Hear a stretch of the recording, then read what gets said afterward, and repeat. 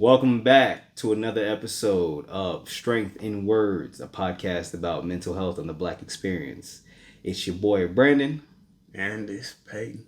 All right, so today we are talking about what is the topic I said? It's Self-help. Self-help. and asking for help in the Black community and what that looks like. Yeah. Because Black folks is not the ones to really want to ask for it. It's funny. You hear it's two sides of it. It's either we don't ask for help when we actually need it, and then we ask for help about bullcrap. Hey, let me hold like 20 side where I go ahead, I gotta get a few things at the store, you know what I'm saying? Hey. Nah.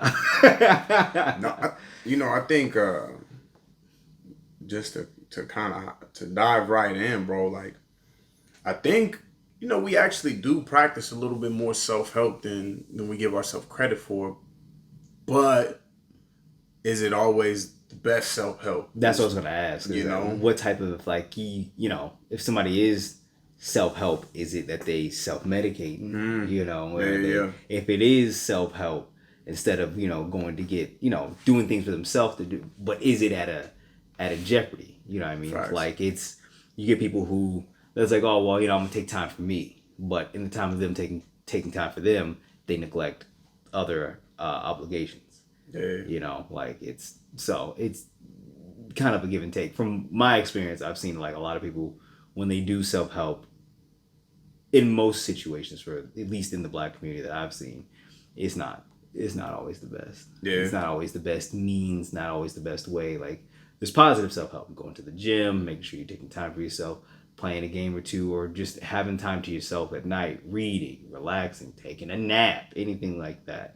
But then you get a lot of people who, from what I see, is rely on substances or, I'm going to go out and party tonight. But it's like, brother, you got to work at 6 a.m. tomorrow. Like, my dude, what you mean you party? Yeah. And now I'm going to just call out of work. You can't afford to call out of work. Take your butt to work. You ain't out here partying.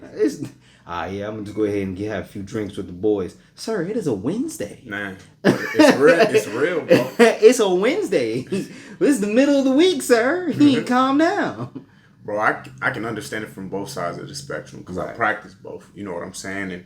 And I think the best way to understand something is by, tying in your own experience with things, bro. Like when it comes to quote unquote self-help, shit, I've been the dude who will blow an ounce, I'll roll up blunt after blunt after blunt after blunt because I'm dealing with stress. I'm dealing with all these traumatic thoughts that I don't want to think about. I'm dealing with not liking myself, hating myself, you know what I mean? And so, at a point in time, I utilize that. I've also dealt with, using women, you know what I mean, as a coping mechanism as well too. And using them in the sense of like when I would go to the club, like, and I would drink and stuff like that, like, and I would talk to him, tell him a whole bunch of sweet nothings just so I can get my nut off. You know what I mean? And Payton out here as a gigolo, always on the go. Every time he turn around, he got another show.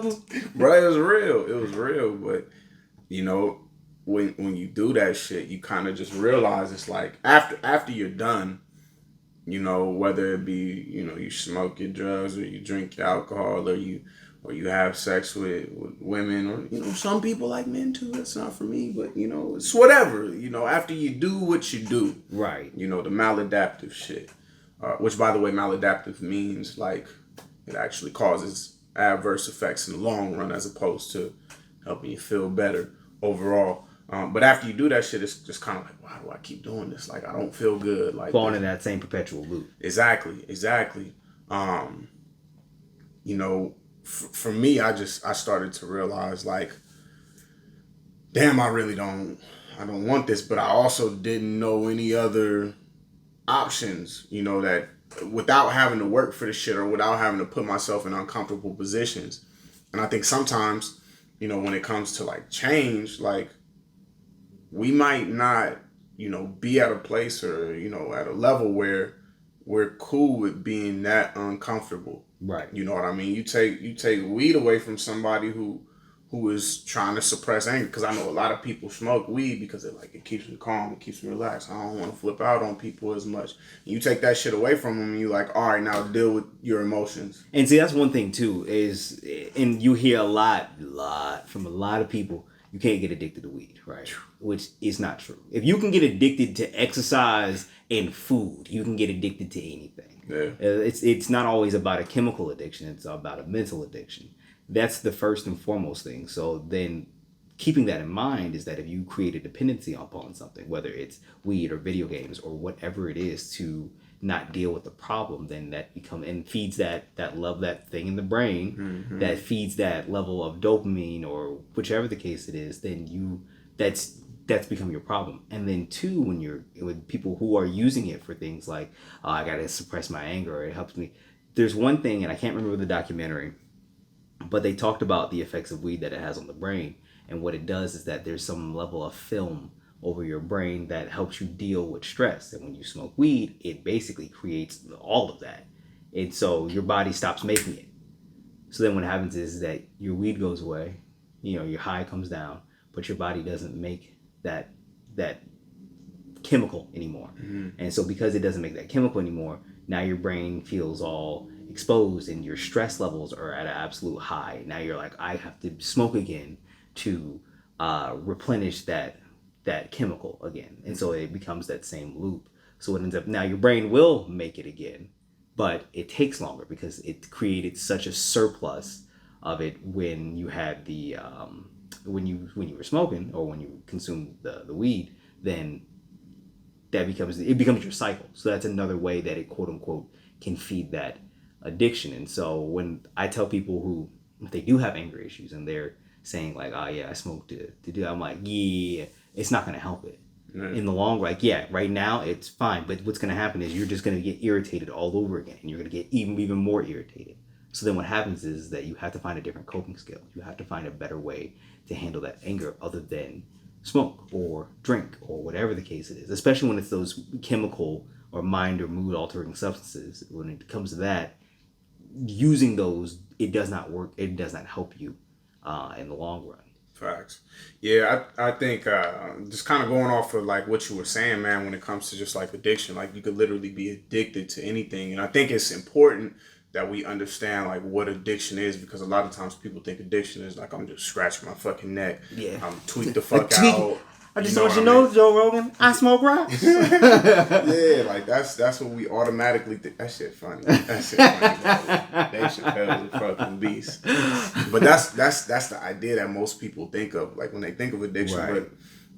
But addiction in sense, like in the mental health community, man, like with SAMHSA, they've changed addiction to chemical dependency with that. But we can still talk about addiction, and there's three key components to addiction that we have to pay attention to. One is it's a cycle or a pattern of use over a long period of time. Right. That brings about maladaptive or unpleasant like reactions. And it's done despite those reactions over and over again. So like that can be paired with it. That shit could, like you said, it could be paired with working out. Like if I'm going to the gym and it's causing problems in my relationship, and I do it anyways, but I say I value my relationship. You know what I mean? Yeah, it doesn't work like that. Yeah, that's a gym addiction then, because I'm negating something that I say I care about, and I'm causing these issues here despite everything that's going on. I'm doing it for a long period of time. Same thing with food, right? Like food addictions. It's not just because somebody's like constantly eating a whole bunch or anything like that, but if I have type 2 diabetes and I'm not supposed to have sugar at all or like candy, but I continue to eat candy and it's fucking up my diabetes. Even if I'm not just sitting there like, You have that sugar or candy addiction. Yeah. I mean, even when it comes, I love video games to death. But the fact is that there's that level of addiction that people can get. Now, I mean, they've done studies. They recently just released a study that was like, yo, essentially, unless you were sitting here for the craziest amount of time every freaking day, you're not addicted. You're fine. But there's those people that you hear about, and there's not a bunch of cases, but there are those cases where it's that they're there. This is it. They don't go to the bathroom. They don't get up. They don't take care of themselves. They've neglected their home. They've created this level of addiction to this game. Now, this game is not, video games is not a substance. You're not consuming it in any facet. You're not putting it on your skin. You're not rubbing it in. You're not ingesting it. It is an external trigger that is feeding whatever it is in your brain. Dopamine receptors. There you go. That's why he got the papers, y'all. It's feeding those dopamine receptors to, now, like you said, taking something that you value. And it's like, well, I do value my house. I do value my health. But you stuck on this game. Or even gambling. Total gambling. Gambling, I mean, it's the same. It feeds the exact same thing. And what's crazy is these casinos are literally, they design that shit to elicit that response. Mm-hmm. You know what I mean? They keep the lights on. Damn, man, I almost had that doggone slots. Let me go ahead and get one more again. Let me get one. They know what they're doing. They got the fucking system locked in. They're like, we're gonna play on everybody's fucking dopamine receptors. Yeah. Make them feel flooded with just dopamine so that they spin. And then on top of that, charge you $10 just to take out 20. So you really taking out 30. Yeah. So the fact is that, I mean, it feeds a high. You get a high from that. And like I said, if you can get addicted to freaking gambling, you can be addicted to anything, whether it's an internal substance that you're consuming or taking in, or an external. Like, there's some form of it, and there's a fine line between recreational use or just having a drink at the end of a hard work week versus having a drink every night, 8 drinks, getting drunk, blackout on a Tuesday afternoon. But watch this though, bro. Watch this. You could be somebody who has excessive amounts of drinks and still technically not be addicted. You see, or I could be somebody who plays video games for 10 minutes a day and fall under the classification of addiction. Yep. You know what I mean? So like, and it's crazy because that's where I think a lot of people get wrapped up in this. Oh, no, I'm not addicted to especially weed, right? Because they're like, I'm not physically craving this. You know what I mean? Like, I feel fine. You know what I mean? I don't have Yeah, I don't have to have it. What we have to like look at when it comes to that, and the aspect of self-help is, what else is this affecting in my life? What else am I putting on the back burner to participate or partake in whatever the fuck it is I'm participating in, whether it be a substance or whether it be an activity, and so on and so forth. What's getting put on the back burner, and is that causing adverse consequence in my life? I'm gonna give you a real world example. You got to pay your bills, right? Yeah. Paychecks folks, somebody might be not making enough, whatever the case is, right? And you've got an option. You can either pay a bill for $150. You can buy weed for $150. People who go, I can wait on the bill and I'll buy the weed. That's a problem. That right there is your problem. And I can tell you at least 5 people right now who do that, or who have done that, right? And that right, but those same 5 people will be the first ones to tell you, "Oh, I don't need it." Like, that right there, that is where that problem comes in, is that you're prioritizing something that you quote unquote don't need over something that you do need. You need to pay that bill. You need to keep your lights on. Like, that's if you sit there and tell yourself, nah, I got another 10 days before they shut my lights off, I'm gonna go ahead and buy this bag. Like, what the fuck, bro? Wait a minute. Like, no. It's like that. I got another 10 days for no. Like, that's where, and that's what I see a lot of self-help, a lot of things that, it's literally glorified all through social media, all through media, all through the Black community, is that, let me go ahead and get this bag of bud. Let me go ahead and get this, drink this 40. Let me go ahead and get these things. It's when you start prioritizing those things over your needs. If you have to borrow money to feed your child, but yet you got a whole case of beer in your house, or yet you out here being able to roll up on your freaking couch, but your baby doesn't have food, or you gotta go borrow money to get, like, that's where your priorities are off. That is where your self-help you're not really helping nobody. Yeah. So your self-help needs to be different. You can't rely on weed. Now, I'm not here to say to demonize anybody who smokes, but it's understanding the priority behind it, right? Is that if that's something you're doing, let that be a thing that you're recreationally doing that does not affect everything else, right? It can't affect your lights, your water, your kids, your bills. You gotta put gas in your car. You can't let it affect all of those other things. The same way is that if I decide I want to spend $60 to buy a new game, then I got a budget for it, right? Yeah. I gotta have that in that budget. I gotta have that in that thing. And if I sit there and go, well, I could just not pay Nebraska Furniture Mart today and go buy the new game, pay them next week. Like, no, like that's because that's not important. Yeah. Right? That's not important in the long run. It's not important when you got your kids who gotta eat. They gotta go to school. You gotta put gas in the car and get to work. And there's a really warped way that like drugs and alcohol are glorified in the black community, where at least that I see online, I see from people, I hear from people. It's like, what are you talking about? It's like the dudes who say, oh yeah, I can do 3 years in prison easy. Like, huh? Sorry, what'd you say? You can do 3 years in prison easy? That's 3 years. Mm-hmm. That perception is just completely off. And so when you're looking at that self-help and you're looking at a way to, to help yourself deal with those high stress situations, those things that are causing you anxiety, don't always rely on a substance to do that. There's other options.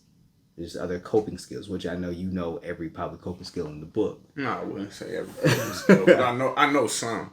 But I think even with this concept, I mean, you're spot on. We got to be able to utilize other ones, but we also have to look at it from the perspective of how self-help is taught in the, I hate generalizing, but we're just gonna fucking generalize, in the black community as a whole, or for a lot of the black community, especially the black community that are in inner cities that deal with poverty. Now, I also want to say too, little side caveat: not all the black people are poor, right? But we have a lot of people in our community that are. And this is all generalized. This is all we know that this is not the everyday, this is not the average. I mean, I myself am not considered poor. Payton is not considered poor. I'm poor. Broke and poor is two different things. You ask me otherwise, I'm broke. But so we are speaking in a generalized statement in the fact that there is in speaking to the people who this affects more. Not saying that this is all black people. This is just a big, this is a portion of it that is at least publicized. Facts. But like the way that in regard to substances, the way that it's introduced, it's not introduced the same way that it is to majority of white people. Again, another generalization, but I mean, you think about it, right? You come from affluence and things like that. Substances aren't introduced as a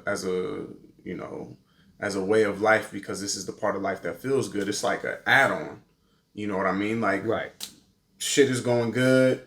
Neighborhood's clean. Things are going well.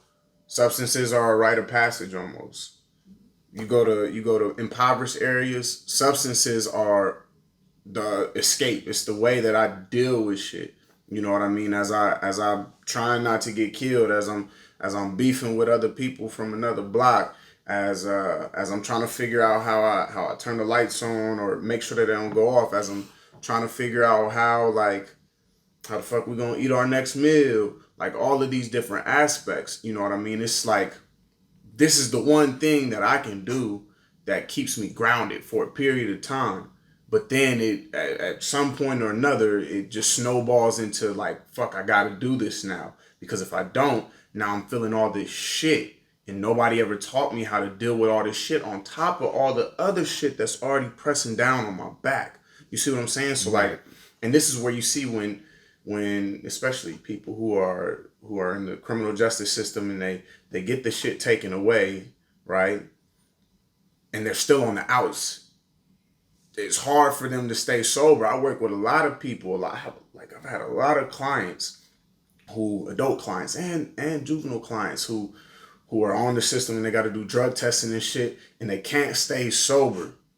You know what I mean? And we're working through coping skills and it's just like, fuck, like this shit is hard because they've never had to like deal with life and all of the complexities that are piled on top. And this is not just for black people. There's also white people too who struggle with this shit. I mean, like I told you in the first episode, you had them cats who was like, I would rather spend 10 years in prison. I would rather spend 5 years. Some of these cats is looking at 30 years. They would rather do that than talk about their feelings.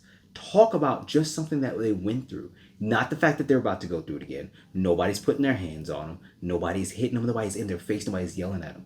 But the mere act of speaking about something out loud, it causes them so much turmoil on the inside that they're like, nah, I'd rather go sit inside of a cell for the next 5 years than even talk about it. And so, yeah, like that's you, that me. That's me. We good. Yeah, like that's where that comes in, where it's nobody's teaching them that.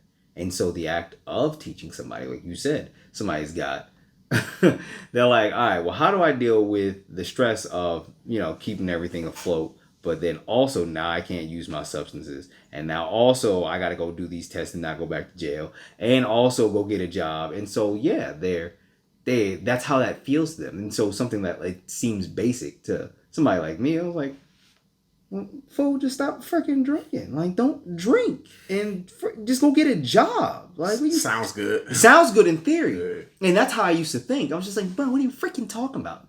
Just go put in applications and go to freaking work. Like, quit goofing off. But after talking to these people, after being around these people, after truly hearing their stories and hearing how their brain works, right? Hearing how it's that thought process of survival. When you're in a survivor state, it's a complete different mindset. The rules do not apply. Normal basic reality rules do not apply to somebody who lives in a survivor mindset. It's called Maslow's hierarchy of needs.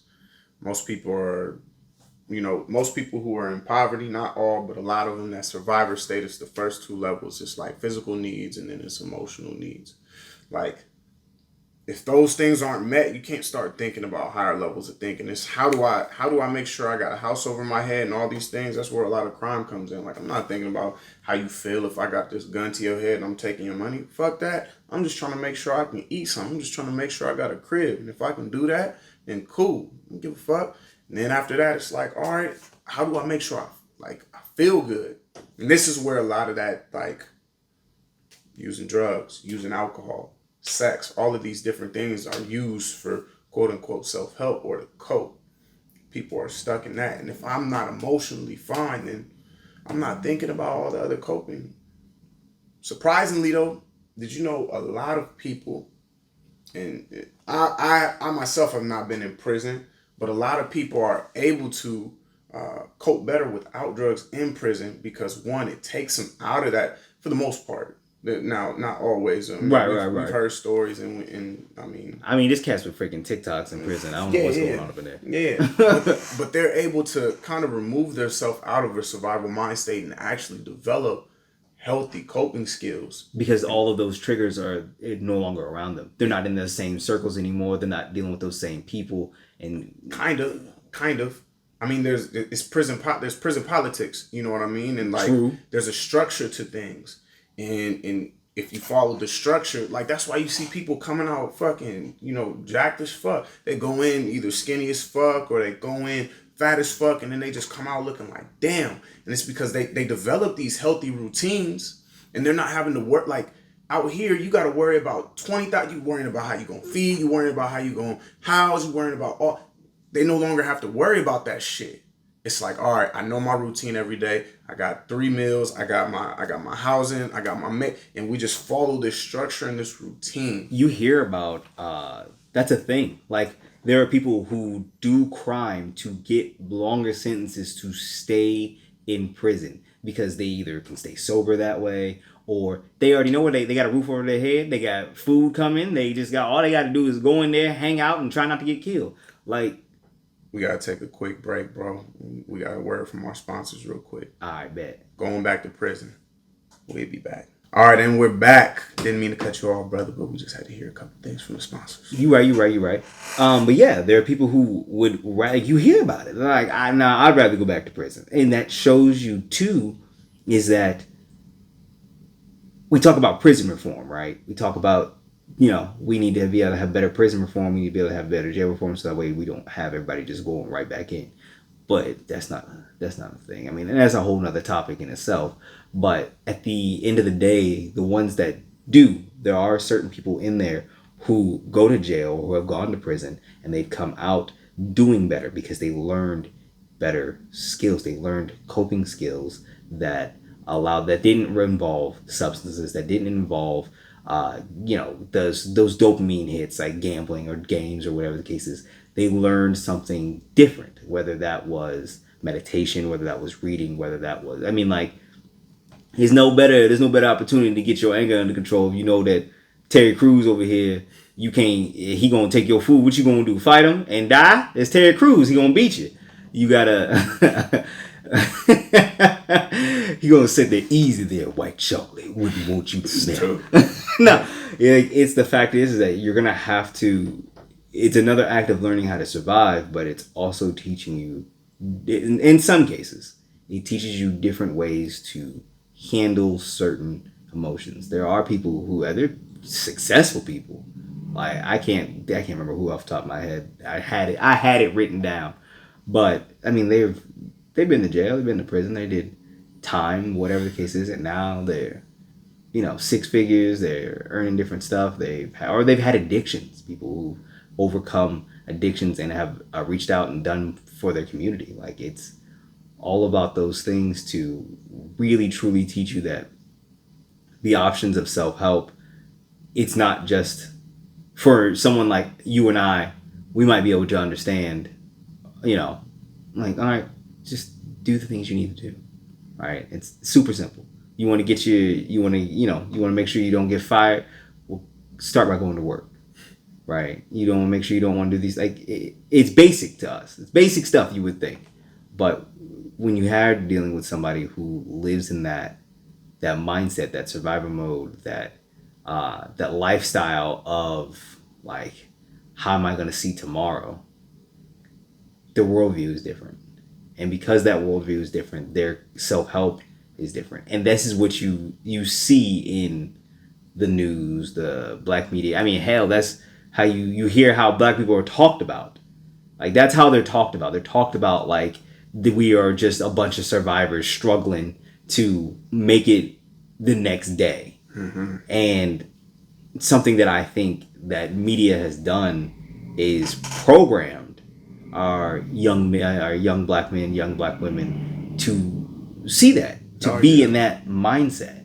There's people out. It's people way out in the suburbs, talking about they gangbang and doing all this stuff that they ain't ever need to do. I mean, I live middle class, and I was out here selling drugs, and I mean, I didn't have to, but I did. I went to Millard South. So for those who live here in Omaha, y'all know where that's at. I went there back in like 2004 to 2006 or whatever the case is, and there was kids out there trying to talk about they gangbanging. And I'm like, what set you repping? They're like, yo, 128th Street, cuz. I'm like, you ain't gang nothing on no 128th and Q, my dude. Chill.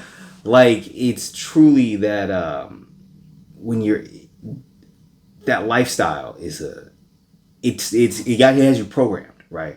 That's like I said, is that these rappers, the TV, the glorification, this is what is seen in black culture as the epitome. This is it. I can be, as long as I'm sitting with 40 women, I'm pimping, I got my drugs, I got my alcohol, I got my stuff, like I'm good. And because of that, or it's the opposite. It's being told that you can't ever make it. You're not going to be able to do nothing. You're always going to struggle. And that the reason why you're going to struggle is because the man's got his thumb on you. The man's got his fingers and he's not going to let you move. And you have to be able to fight. You have to fight back to be able to survive. And it creates, and you hear, I mean, I listened to a guy just the other day who was literally talking about, like, this is it. Like, I have to fight because the powers that be won't let me reach these beyond. They won't let me get to where I want to be. I can't get to their level because they're keeping me back. But that's all. And I'm not saying it's brainwashing, but it's not always the case. But when you have someone who's, I would almost say, indoctrinated to think that it's their level of coping is going to be completely different than what my level of coping is, right? I might sit there and have a rough day and be like, yeah, man, stuck in traffic, the air conditioner broke in the car, kids is out here yelling, somebody got in trouble, like, oh, bro, I'm tired. I just want to lay down and just take a nap. Facts. Right? But that person might go through those exact same things and they might say, oh, man, I need to drink. Right, I need to, and then they knock back, and they continue the same loop, the same lifestyle, the same thing, and then they get confused because now they're stuck. Well, how am I still? I'm still struggling with these things. I'm still going in this same perpetual loop. Nothing changes. So when you offer that idea to change to them, saying like, well, hey, why don't you change this? It's almost like you almost might as well be speaking quantum physics sometimes. Because they're like, what are you talking about? What do you mean stop drinking? Like, no, drinking is what has helped me survive. Drinking is what helped me get through the next day. I mean, on a level, that's the truth, though. Exactly. Yeah. It is the truth. It is fact for them. Like, that is what has helped them.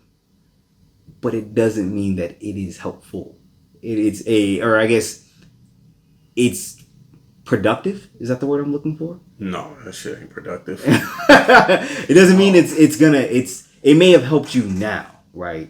It may have helped you today, but it's not truly the help you need. But what does that even mean when, if I take it away, the help I need? You know what I mean? Like, right. The recidivism, right? Recidivism when it comes to crime and shit like that is high. Right, prisons they're built as these places where people are supposed to be reformed, but where they fail is like they put them in these systems and people will go in there, they'll get in shape, they'll develop these habits, but then they'll release them right back to the same environment. And it's like, all right, now take this and flourish in your environment.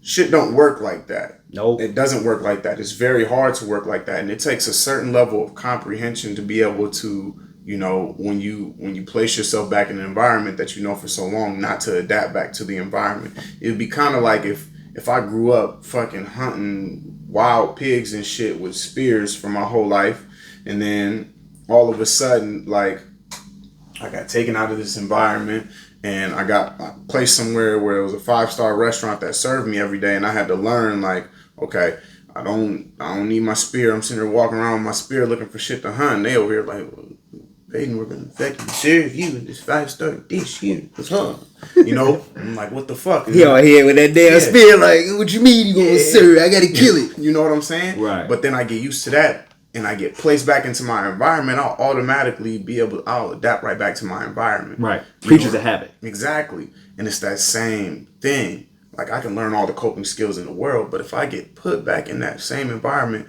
I'm just going to go back to what I know. Unless I have this higher level of thinking that allows me, and that's where we see a lot of people who enter like prison or the legal system. They like are able. We all have that capability as long as all of our shit is firing on the correct circuits, which for the most part a lot of people are. There are some people where there's stuff is off. Yeah, there's some shit that's just not there, and if the shit's not there, then guess what? The shit's not there. Right. But if it is, we all have that capability. Now, do we all understand how to tap into that? No. And I can say that from firsthand experience with myself. You know what I mean? Because I spent 8, 9 years of my life smoking heavy amounts of weed. You know what I mean? A good like 5 years drinking like heavy, um, and not really seeing any other way like to deal with my shit other than that. You know what I'm saying? And it took that shit being forcefully removed. You know, and luckily, I already was somebody who thought shit. I watched Ancient Aliens and all that bullshit. Right. You know what I mean? So I'm over here like, oh fuck the government, flat Earth, and all this other. And I'm not here to talk about whether flat Earth is real or not. So, matter of fact, y'all go ahead and let us know. Is Earth flat or not? Is there a fucking like? Yo, is there a dome? Yeah, is there a dome? Please let me know. Yeah, is there a firmament? Is that what's going on? Is Antarctica really around? Is this place truly built like a frisbee? Does gravity truly exist? Please let us know. Let us know. We want to hear what you think. Maybe we'll make a bonus episode and talk about a bunch of conspiracies that we I wouldn't say believe in, but have partaked in listening to. Facts. But like, you know, coming from that. Like, I can understand that, you know, you take yourself out and you completely remove yourself and you get placed in a different environment. It's easy to change the habits and patterns. I got taken out of my environment here, went to college, fucked off, got placed into a new environment. So when it came to forming new habits for me and forming new thought processes, like in the real world, it was easier. It wasn't easy, but it was easier because I couldn't just go back to the homies that I was with. I feel like if I would have got in trouble here and had to do the same drug court program and all that shit here, I probably would have failed because I probably would have fucked it off because I probably would have had all the same shit and access to all the same people and everything that I did before around me, which out in Norfolk, Nebraska, I had none of that. So I had to figure it out. And there's all 11 people out there. Exactly. All 11 people who don't look like me and can't relate to what the fuck I'm going through. Right. You know what I'm saying? So if somebody says, all right, they've acknowledged, and that's one of the first steps is just to acknowledge. Just be aware that, you know what? Man, AA is a whole nother thing, bro. Like, I feel like AA works for some people, but for other people, it's like it's like a religion. You know what I mean? Like, and when I say religion, I mean like it's like a practice that you have to believe in. You know what I mean? Like that's the only way it works is if you believe in it wholeheartedly. Like you, and I don't mean to cut you off. I'm gonna let you. No, you good. You good. Like if you believe in AA wholeheartedly, you immerse yourself into that culture, then it works for you. But if you're not immersed into that culture and you don't feel a part of it, that shit ain't gonna work. Nope. It ain't gonna work. Well, I mean, it's almost kind of like you hear about people who go to AA and they're not an alcoholic, so they don't get the same thing out of it. I mean, I used to host AA classes. Oh shit. I ain't drink. I don't drink. I hate the taste of alcohol. Yeah. Right? So I'm running these AA classes and I'm talking to these people and they're talking about stuff that I'm like, I ain't gonna relate to not a damn thing. Like, bro, I don't know what am I doing here? I'm like, I don't know what none of this is. But there's something with AA and there's something with a few of those like programs, right? In these 12-step programs, there's two things that you need to do. One, acknowledging that there is an issue is probably one of the main things. Because once you've acknowledged it means you are no longer ignorant to the fact that there is a problem. You see the elephant in the room. Yeah. You're not sitting over here no longer walking around obliviously, acting like it's like just bumping into stuff. I'm like, man, I really don't understand. I know there's not a wall here. What's really happening? Yeah. You acknowledge that there is an elephant in the room. That is one of the first things that you need to do. Now you have a choice. Do you want to live with the elephant? Or do you want to say, you know what? I need to get this elephant out of here. So when in AA, because I've never gone through even remotely an ounce of what they went through, I found a way to speak to them in a way that it made it relatable, right? So when they talked about the fact of being able to overcome hardship, something that is difficult, like being able to, something they're having a bad day and all they want to do is drink, right? And they're like, how do I overcome something like that? And I talked to them and they, I'd say like, well, I mean, you're like, all right, so you had a bad day and so now you like, I need to drink. But you are already aware of the elephant in the room. You know that drink, what that's going to do. You know that if you go over there and touch that elephant, he gonna tear your whole house up. So do you truly feel like dealing with that? Do you truly feel like dealing with the repercussions of doing that? Because you know it's not gonna stop, right? Once you have that drink and you're in that state, from a lot of what they were saying and how I'm talking about a particular person in general, you know, once you even get that taste on your tongue, it's a wrap. It's a wrap. You know, once you go over there and touch that elephant, he's tearing the house up. He's not knocking one thing over. He's not pushing something. The whole house is getting tore up. Is that worth it? Is it truly, in all honesty, worth it?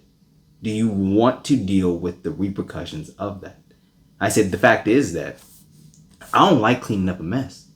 I don't like cleaning nothing up. If I've already spent my time cleaning something, if I spent 2 hours doing it, there's not a snowball's chance that I want to come. If you come in my house and tear some stuff up, I'm going to tear you up. What if,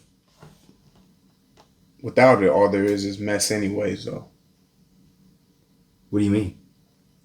If I do this, it's going to create a mess. If I touch that alcohol, if I touch that drug, it's just going to be a mess. But what if I don't do it?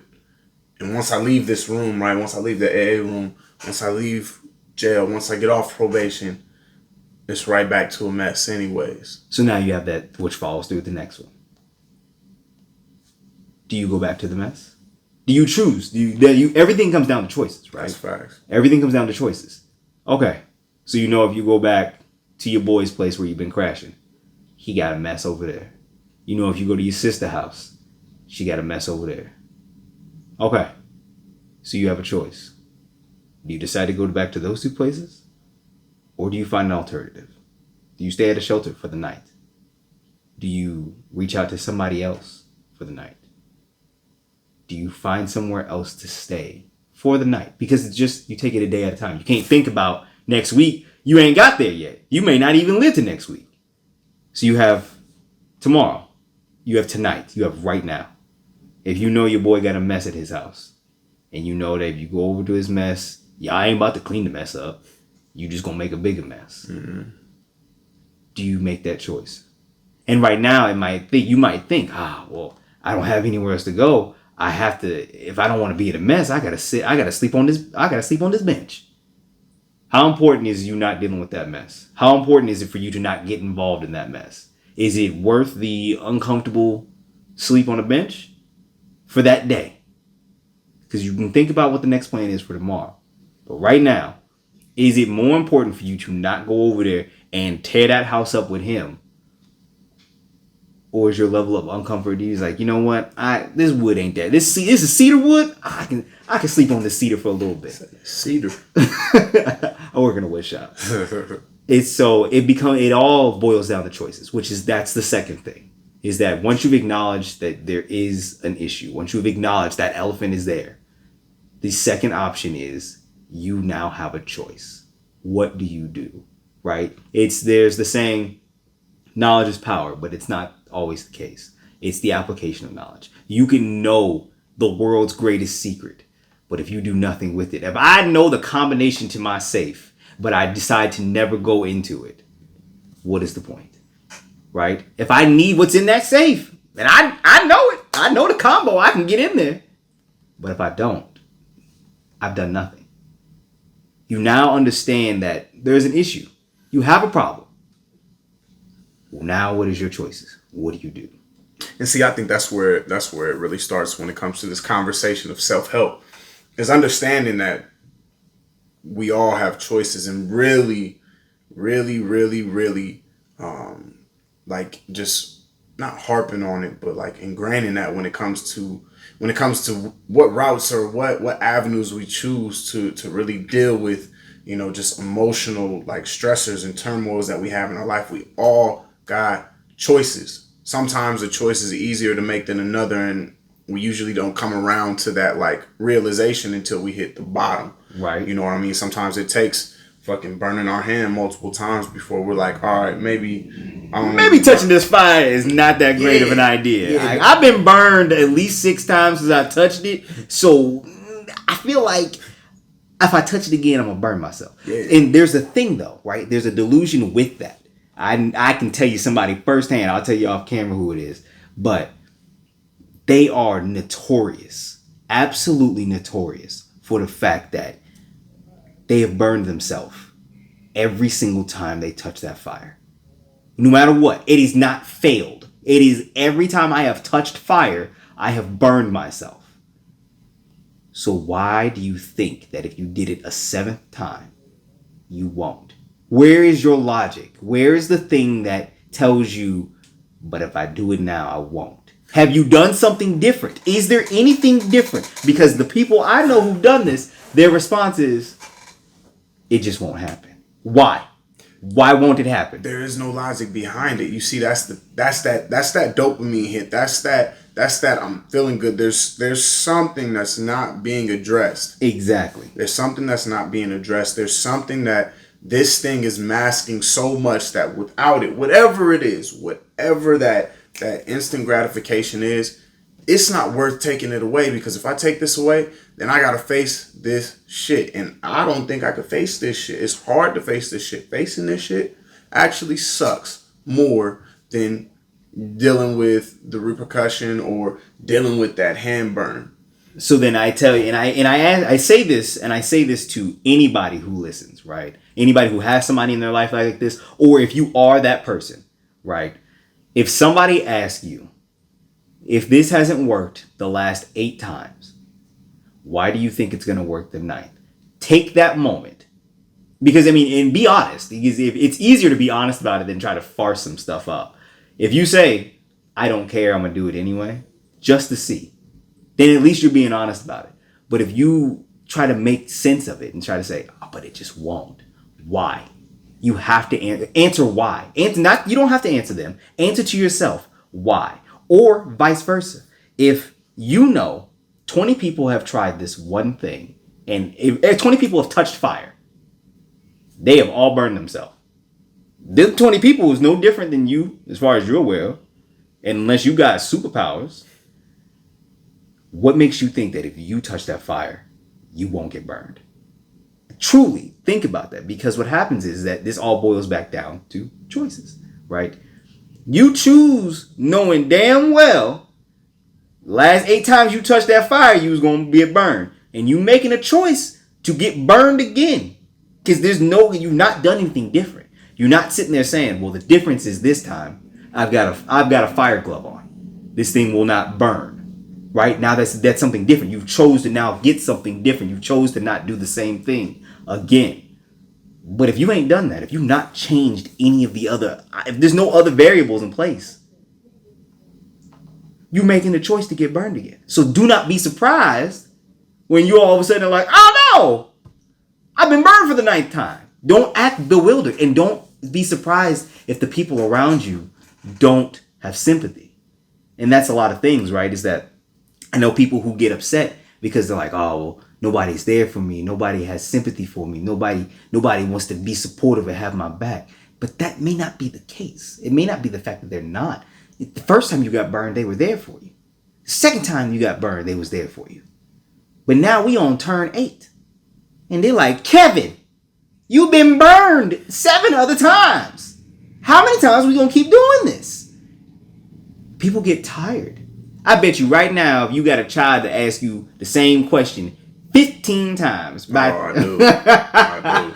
By time number 16, you like, little child, if you want to go on somewhere, I will. And to them, they're like, why would you ever take that type of time with me? And it's like, well, you just sat up in here and asked me 16 times. I ain't going to tell you nothing different. Question, yeah. I'm not changing my answer.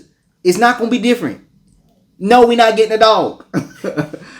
The thing is that it's all these choices. And at times you're going to feel that I don't have a choice. There is no other choice. Which then my go-to move, always, right? This is the thing that I always do. And it's actually kind of annoying to some people, right? Because I got a friend, my best friend, she goes, you have to double check and triple check every time when you do something before you make a move. She said, I just do it. And I just deal with the consequences that come with it. I go, oh, no. I ain't that type of person, right? Because for me, I'm trying to avoid as much hardship as possible. Why? Why am I trying to avoid as much hardship? We're going to come back to that. We got to take a quick commercial break and a word from our sponsors. All right, and we're back. You were just saying why you try to avoid hardship. Why? So, I feel like there's enough hardship in life that I can't avoid. There's going to be stuff that happens that I have absolutely zero control over, right? And I got to deal with that. But there are hardships that can be avoided. There are things that I can do that I don't have to deal with the repercussions of it. If I know for a fact that if I touch this fire, I'm going to get burned. Or if I go decide to grab something out the oven with no oven mitts, I'm going to get burned. And I ain't seen a person being able to figure out how to do that yet without an oven mitt. So I have a choice. Do I decide to go ahead and reach my hand in that oven and pull that pan out with no protection? Or do I decide to get oven mitts? That is an avoidable problem, right? And so I cross-reference is basically what I do with various different people from different perspectives, right? I ask different people because I need to know. It helps me make the best decision. I might say, all right, I got this idea. I want to take the oven mitt or take that pan out that oven, but I don't have an oven mitt in my house. And it's got to get out of there because if I don't get it out, it's going to burn. And I ain't going to be able to eat. And nobody else is. So I got an idea of, I'm going to take these 2 sticks. I'm going to put it on both sides of the pan. And I'm going to lift it up and take it out. That shit sounds hazardous already. Boom. That sounds like a bad idea. Yeah. Okay? So, in my head, I'm not the most confident with it. But I don't see any other option. In my head, this is the only other option I have. So I go, you know what? I'm going to go ask Payton. I'm going to say, hey, Payton, look, I got this problem. And I tell you the exact same thing. And you going to go, boy, that sounds like a bad idea. You going to have that sucker in the floor. You going to have a bigger problem. Yeah. It's all right, so what do I do? And you like, you got any towels in your house? Yeah, I got a towel. Why don't you wrap your hands in the towel? That's a good idea. But I only got one towel, and it's not big enough. What do I do? I don't know, man. You got a towel. That's better than the sticks. Right. I'll call my mom. Ma. So look, I got to get this thing out the oven. All I got is 2 sticks. Payton said I can use a towel, but I only got one towel. And my mom says, okay, first of all, shut the oven off. That's something that wasn't even on the table. You didn't think of it. I didn't think of it. Shut the oven off. Now that's already going to start eliminating the heat. I'll go, all right, shut the oven off. Easy. So she says, shut the oven off. So that already is something that I didn't even come to my mind. And now she goes, all right, first and foremost, use the one towel. And then do you have anything else? Do you have anything that's insulated? Do you have a mitt? Do you have a glove? I got gloves. I've got these winter gloves. Get the gloves, get the towel, and give the oven 20 minutes to cool down, and then use the 2 of those to get the thing out, to get the pan out. Right? So what I've done now is that I've used my resources, people who are in my life, to help me solve a problem.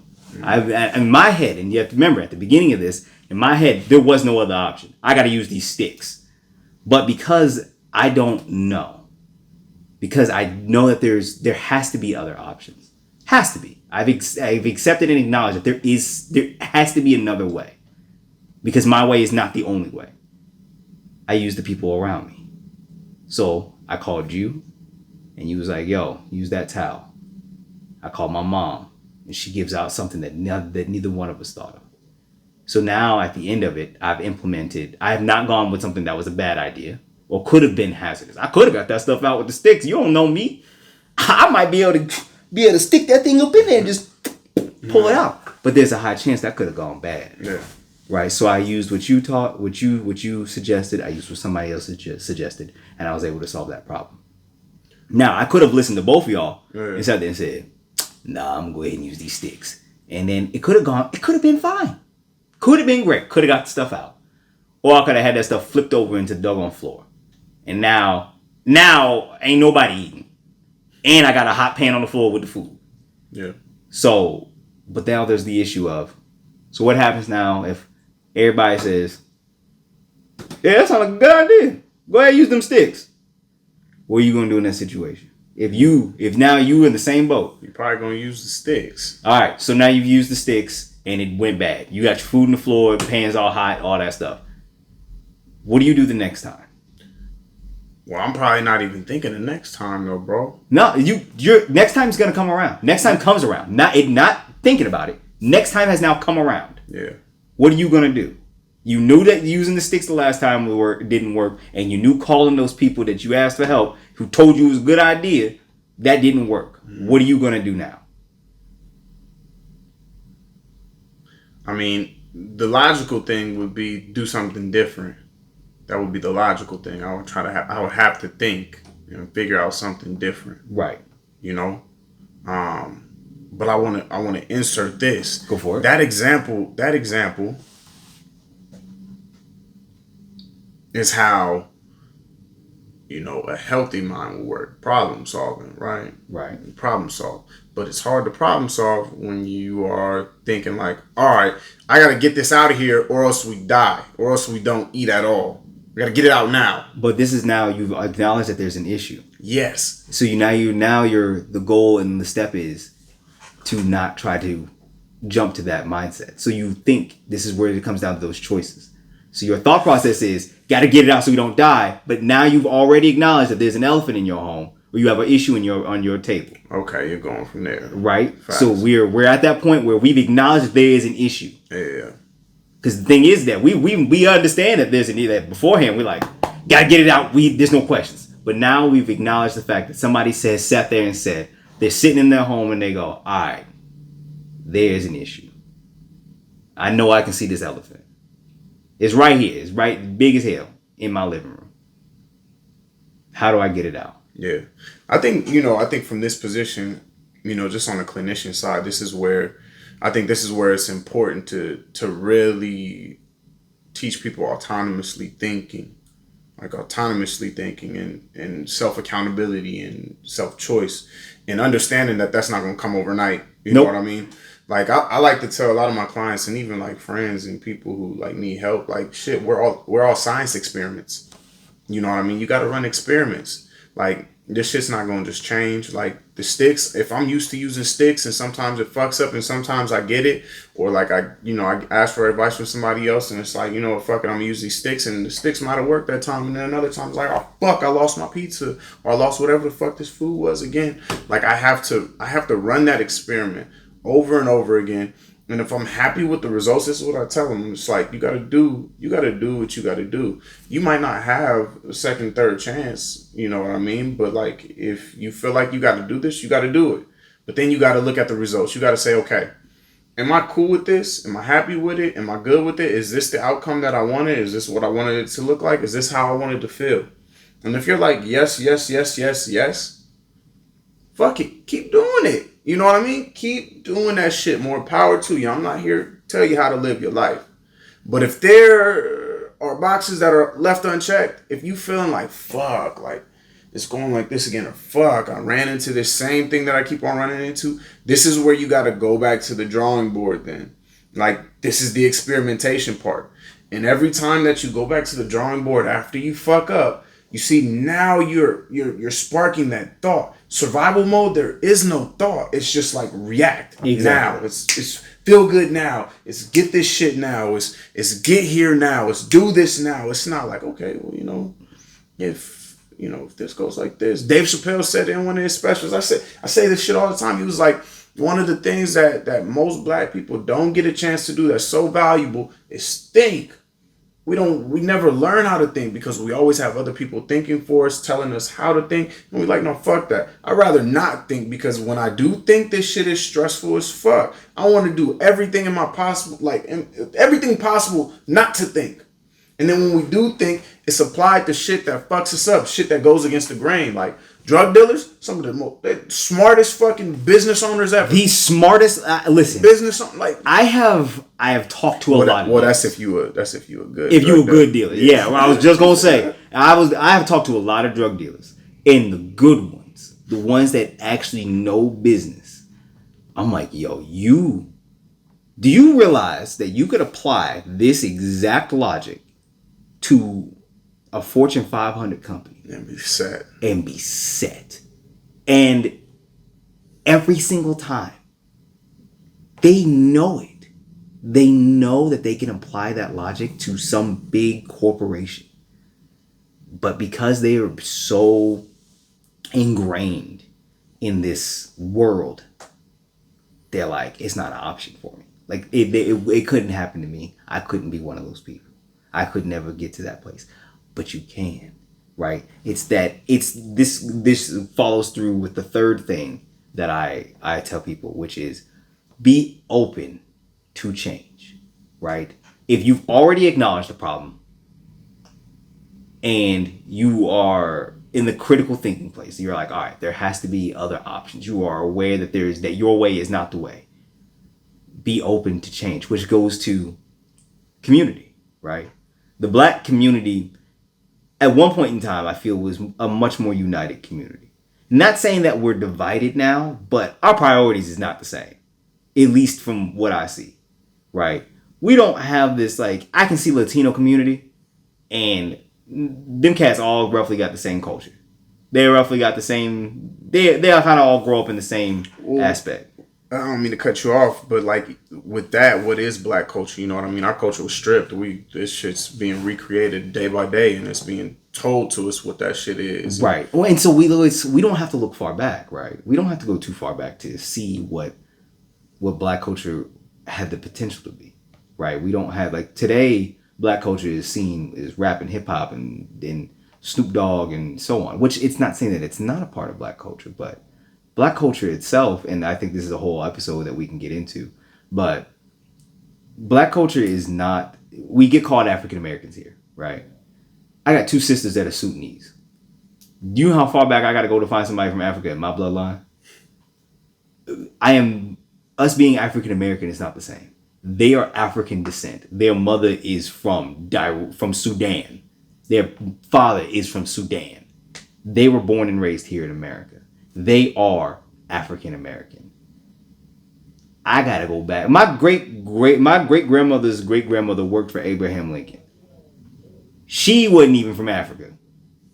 So you have to keep going. You have to really truly think how back and some of us ain't even from Africa. We might be from the freaking islands.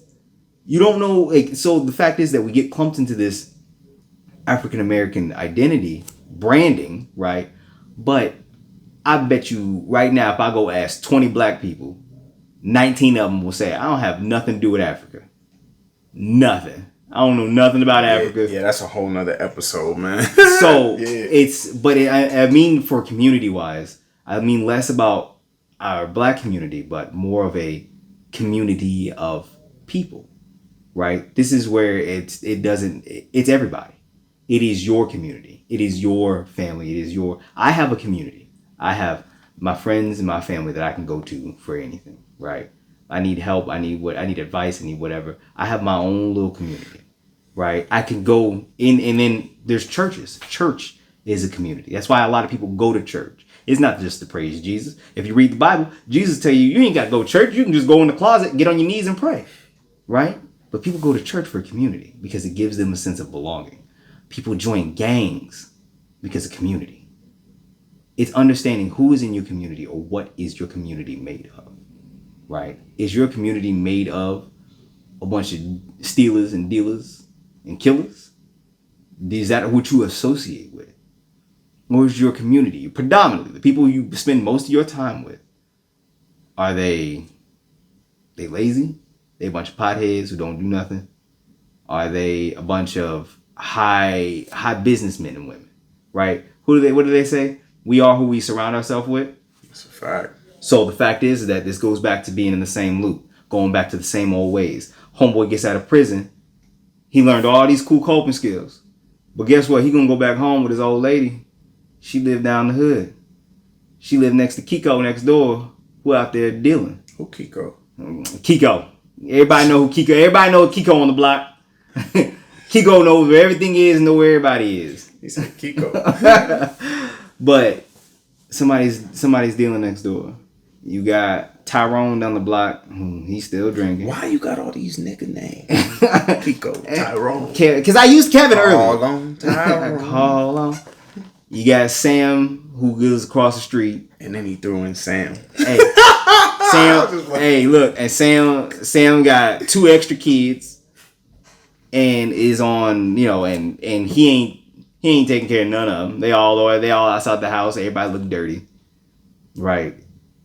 And I use all of this as it's all stereotypical, yes, but it also is real.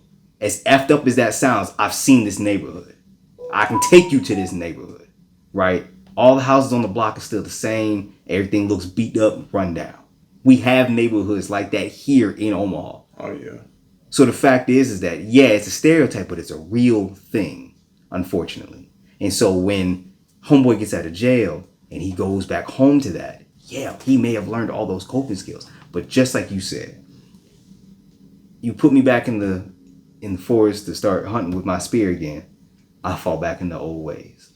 And so now, homeboy got a choice. Is he going to go back to the same block? Does he want to live that life again? Does he want to be in that world again? Because now he's got a taste. He thought that there was another option.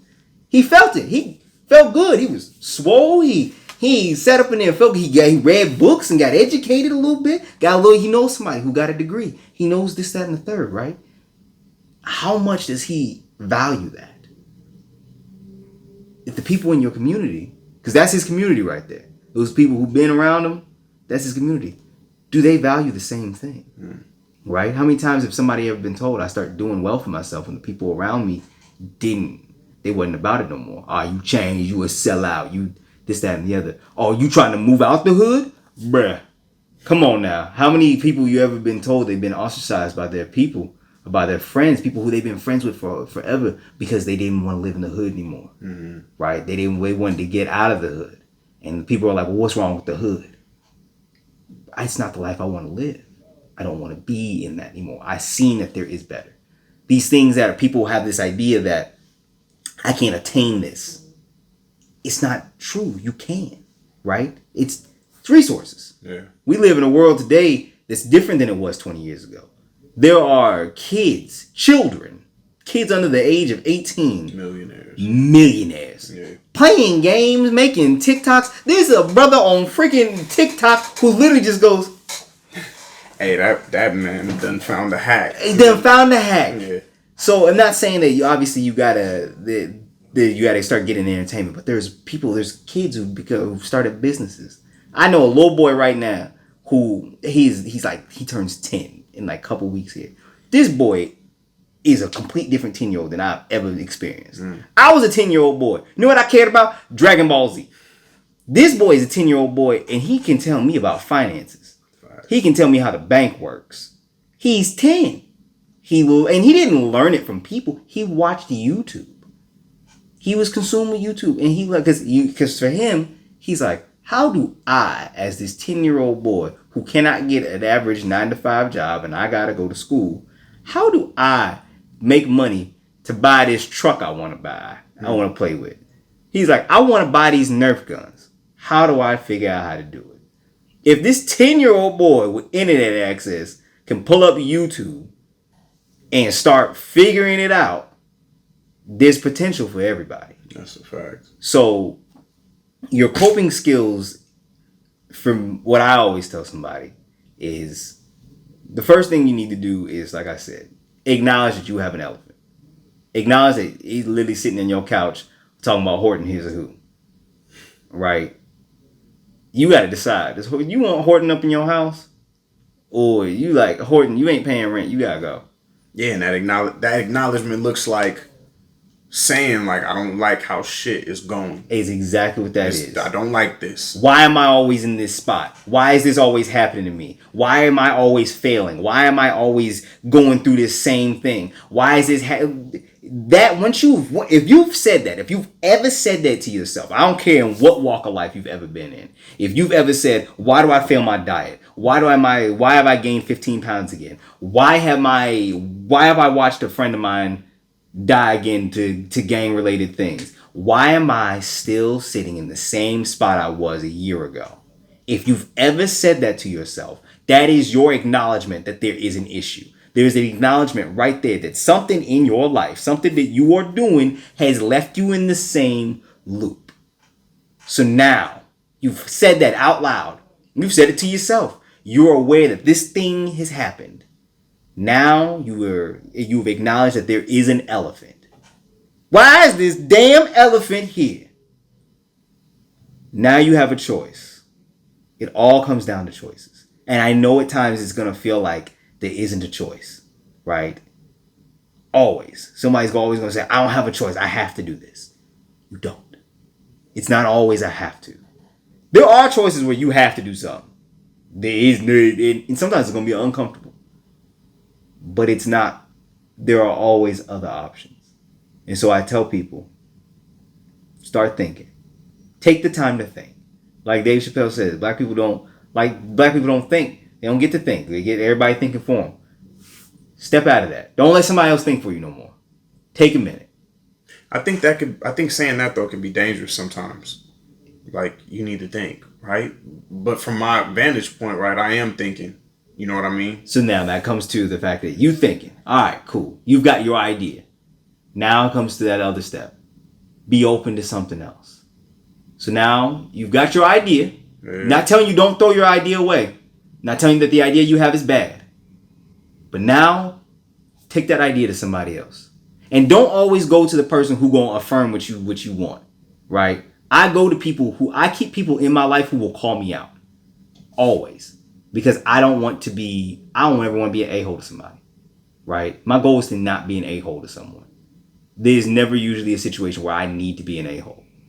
So I keep people in my life that before I make a decision on something, I might run it past them. I might, just to make sure I'm not coming across as an a-hole or as a dickhead, right?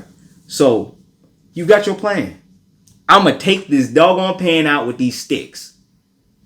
But if I had them people in my life, don't you think I probably wouldn't be making some of the choices that I've made already? I know 4 people in my life right now who have made bad decision after bad decision after bad decision, and they have me in their life. And I am the first person to tell you, that's a bad idea. Yes. Yes. You see? Yes. I have that outside influence telling me this shit ain't gonna work. This shit ain't gonna work. Because I'm not critically thinking about it for myself. I just have other people telling me that what is going on. Right. So, but I'm also that person who will walk you through and help you with the idea of. But I don't want that. What if I don't want that? What if that right there in itself is uncomfortable for me and it's like, no, fuck that. I don't want that. So then you have a choice to make. You have a choice. Do you continue to do the things that you've been doing your way, or do you do what somebody else suggests, or work with somebody else? Or allow me to come to that conclusion for myself, especially if I'm not open to working with other people. You see, I think this is where the difference comes in, and this is, I think we got to go to a commercial. We'll be right back. And I think we're back. Yeah, we're back. What I was saying is, I think that this is where that difference comes in teaching people how to critically think, because that's the piece that's missing, right? That critical thought when it comes to self-help and looking toward those other things. And I think as a therapist, and there's life coaches out there, and there's all types of things out there that help people to facilitate this thought process. But it's like, how do we get individuals? How do we get people who never really had I don't want to say never really had the opportunity, but never were placed in positions where they knew how to foster and cultivate this critical thinking muscle, right? Mm-hmm. Because we all have the opportunity to do it, but are we placed in positions to cultivate it and to nurture it? No. That's what we need more of, position of cultivating and nurturing this critical thinking. So like, let's say, for example, that person that keeps on fucking up, right? Instead of telling them what to do, like, here's an idea to do it. It's like, all right, you've been doing this, right? Is it working for you or not? Nope. No, it's not working. Okay, so what are some things to do? Most of the time people say what? I don't know. Okay, well, if you don't know, keep on doing that. Keep on doing it then. Well, the shit ain't working. Yeah. The shit ain't working. Okay, well then we gotta think of some shit. This is just too much. Well, yeah, you're gonna be stuck. And that's exactly where it goes. Yeah. Is that okay then? So then you know what? If it's too much and you don't want it, you can't do it, then you're gonna keep doing the same thing. But instead of going there, say, look, and you got that. That means this place that you're at right now. You just got to keep on doing that same thing until you're ready. Until you figure out a different option. We got to foster that critical thinking. But that right there, though, that's too much. This is too much. This is too uncomfortable.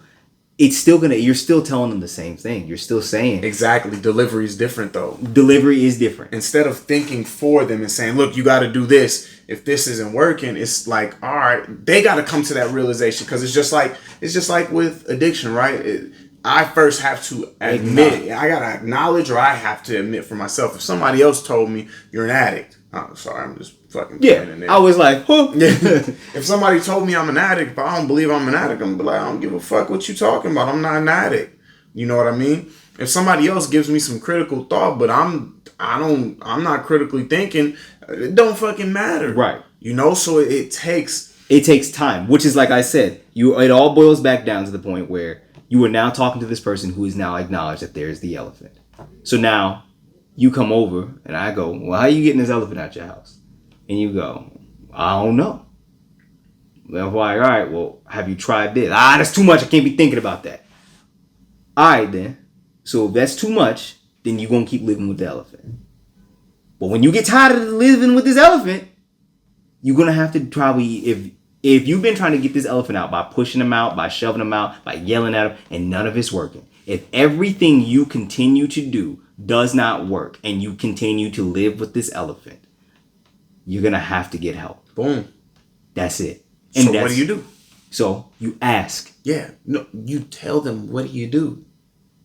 I'm telling them what to do? Yeah. No, you tell them, or you ask them, what do you do? What do you do? And so, but they're going to tell you, I don't know. Exactly. Okay. If you don't know, so then we sit here and talk. Well, that's what I'm saying. That person has to accept. But that's where you have to be open. You have to be open. Somebody's going to tell you something. They could tell you. I can sit there and go, all right, so look, you got an option. Go ahead and take this feather and tickle this elephant's feet. He going to get ticklish.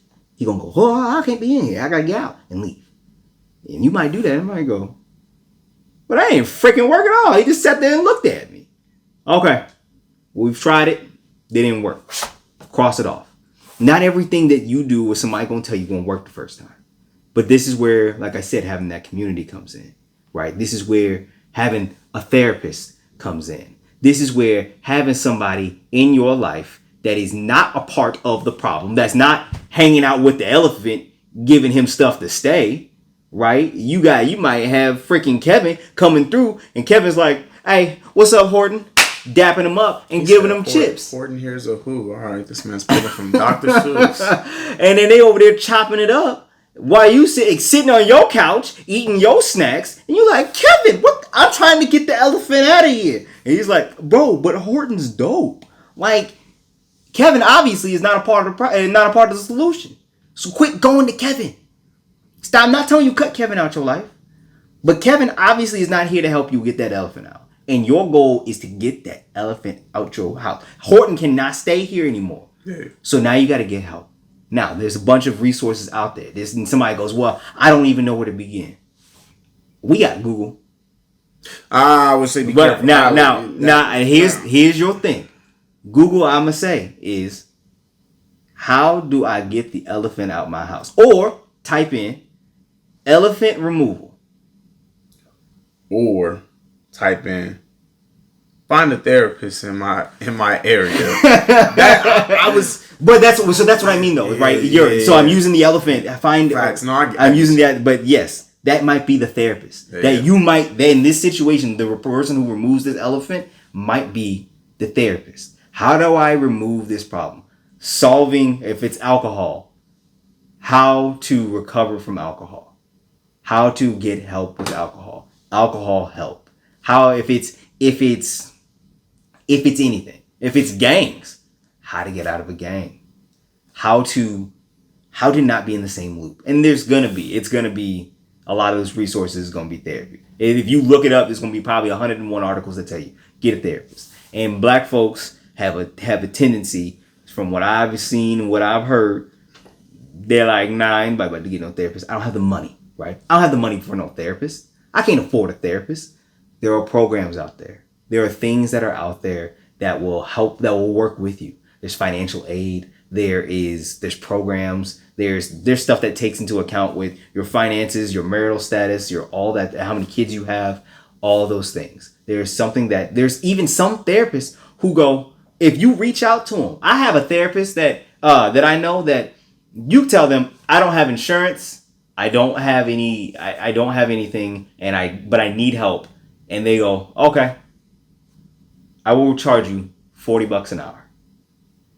Just call. Some of them you can talk to them, right? There's somebody who's like, I will help you. I'll charge you $40 an hour. Can you pay $40 an hour? Yeah, I can pay $40 an hour. Okay. Then we'll start with that. There are options out there. It's just that sometimes you don't know where to look, and sometimes it's just taking the dive and going to look. You know, there are people who, like you said, there was somebody in your life who cared about you enough, didn't know you from a can of paint, and said, no, I'm not going to let you go down that path, right? The fact is that they took an interest in you and taught you things that you didn't know, and that you might be able to find that if that person didn't take that interest in you, you could have just wound back up to where you were.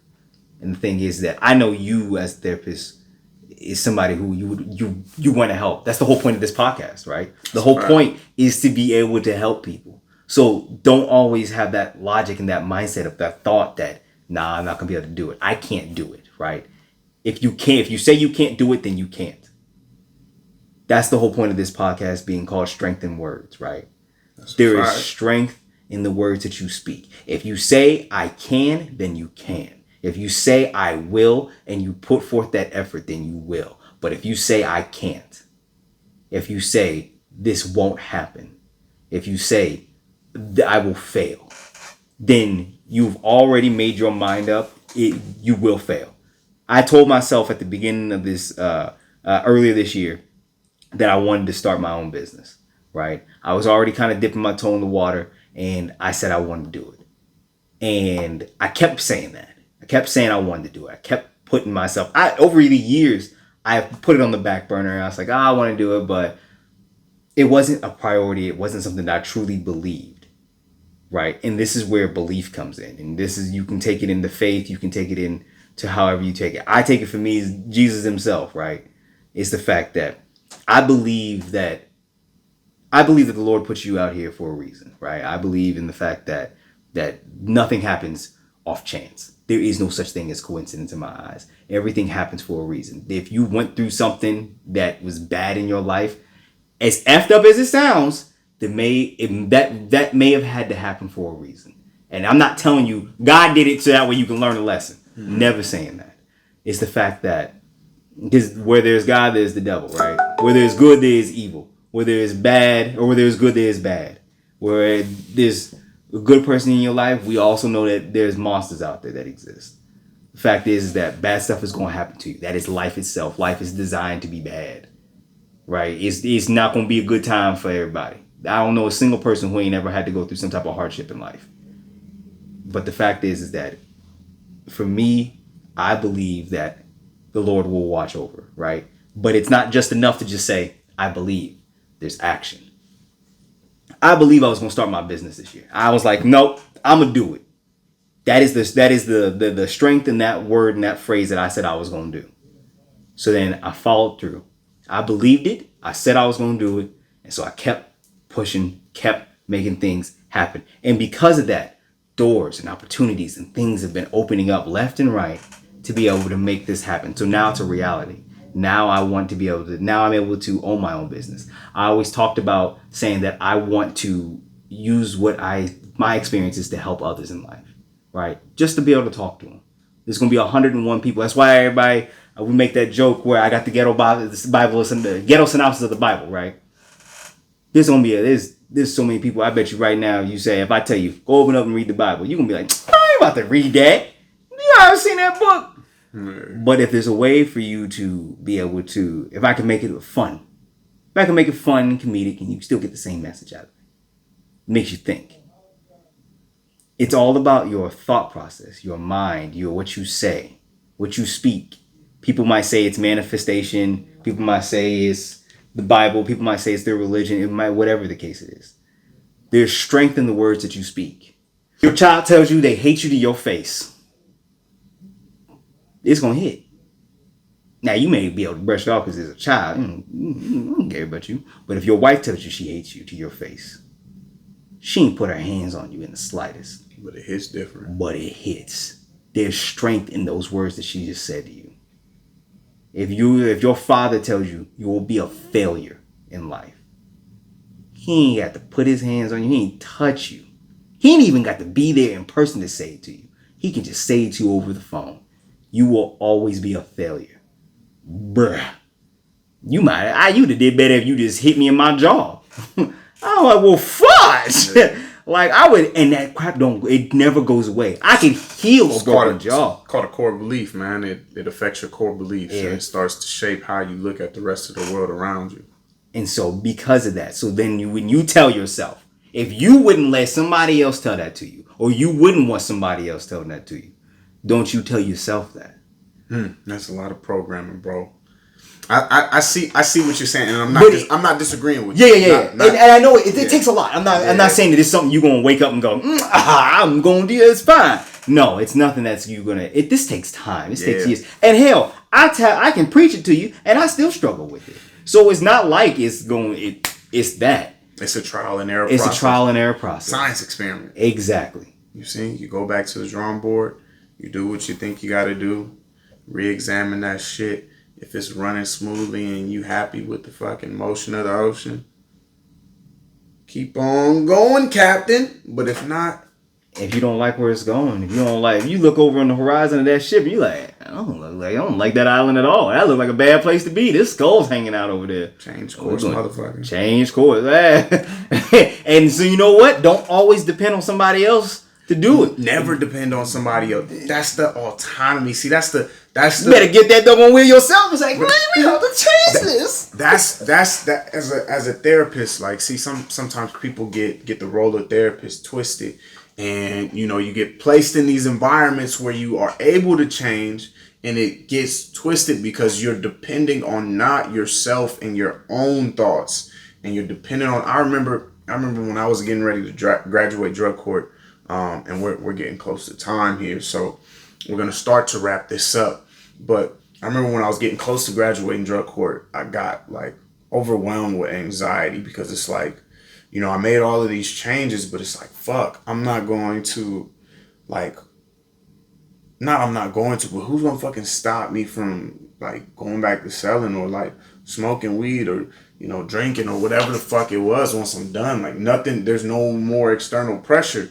Like there's no more. It's up to you now. Yeah, it's up to me. And that's where the fuck up happens, because it was never placed on me to like do these things for myself. It was like, do this, you do this, you do this, you do this, and you see the changes and you feel good. And it's like, okay, this feels good. But I never had to like make that choice and come to that understanding for myself. That's why after drug court, like it took a couple, like no big fuck ups, but it took trial and error again for me to finally be like, okay, maybe alcohol just like is not it for me, because that shit does not go well with me. It just puts me in a whole different spot. It has to be your choice. It can't be forced on you. Boom. And that's that critical thinking portion.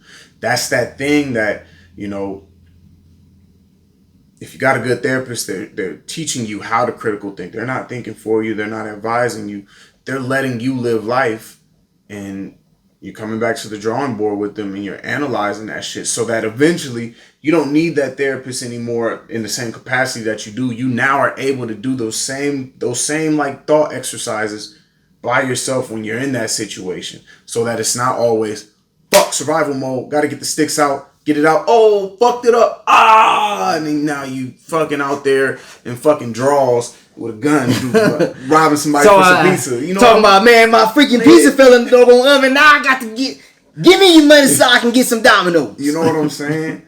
So I think, to wrap this up, just to give like some practical information, like when it comes to self-help and really like exercising that critical thinking muscle. Number one, like if you struggle with critical thinking and you see yourself hitting those loops and those cycles, tap in with a therapist. Like go to psychologytoday.com. They are not sponsoring me. But you can sponsor us. Yeah, you could sponsor the fuck out of us. They probably won't sponsor us because I cuss too much. Better help. You can also sponsor us too. please. But no, like tap into these resources because there's therapists on there that are ready to help you with some of these skills. Number one. Number two, if you're not in a position where you're comfortable with talking with a therapist, go to YouTube and just like YouTube self-help books, bro. Like they're insist, not just bro. Gotta be all inclusive here. Bruv. There we go. There's so many different self-help books from Nathaniel Brandon and the Psychology of Self-Esteem to like Jim Rohn, Tony Robbins, Grant Cardone even has some self-help. You got like Les Brown. You got this. We'll also put some links in the description so that way you can. There's a bunch of good self-help and there's also a bunch of trash self-help. Yeah, there's some self-help you want to stay away from. So we'll put some book recommendations that we feel that we've either read or know of that are really good for you. Facts. But yeah, dabble in that space. What you feed yourself, and I'm not just talking about feeding like your stomach, but what you feed your mind, it'll eventually come to fruition. So like if you're not quite to the place to where you want to talk about some of these things with the professional, at least start facilitating some of the dialogue in your own mind so that when you are finally tired of them cycles and you can't quite break it yourself, you have more of an understanding of, okay, like this might be able to work. I'm looking at the other options. And then number three, if you're not even trying to do that, if you're not trying to listen to no books, if you ain't trying to talk with no therapist, you ain't doing none of that. At least talk to other people in your life. So, Brandon, he gave a good example. Like, you might have people around you that they give you advice and it just pisses you the fuck off. Keep going to them. Keep talking with them about it. They always are opposing the shit that you're doing, but the shit that you're doing is fucking you up. Keep on talking to them. Keep that fresh perspective there because you never know. You might be just so tired of the shit that you're going through that one day you might actually try what the fuck they're telling you to do. And who knows? It might change your life. Want to add anything to that, my brother? Nah, that's it, man. You said it good. Facts. It's been another episode of Strength in Words, a podcast about mental health and the Black experience. I've been Brandon. And this is your boy, Payton. We out!